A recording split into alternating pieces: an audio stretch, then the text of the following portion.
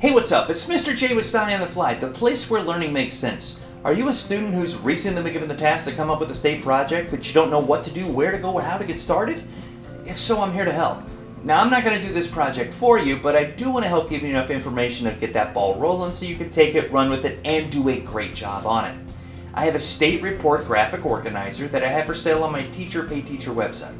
If you think that might be something you want or need, I'm going to put a direct link for it in the comment section down below. Now, this video is specifically tailored for students who are doing their project on the state of Oregon. Oregon became the 33rd state to join the Union on February 14, 1859.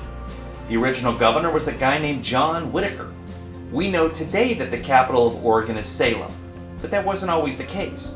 Oregon's original capital was a place called Oregon City. The state flag consists of a navy blue background with an escutcheon from the seal with the words State of Oregon above it and 1859 below, that of course being the year of its statehood. The state bird is the western meadowlark, the state tree is the Douglas fir, the state flower is the Oregon grape, and the state nickname is the Beaver State. The state motto is Alice Iola Propis, which is Latin for she flies with her own wings. I love that. Hopefully that's enough information to help get that ball rolling. Take it, run with it, do a great job. Good luck, you got this. Until next time, it's Mr. J with SciOnTheFly, the place where learning makes sense.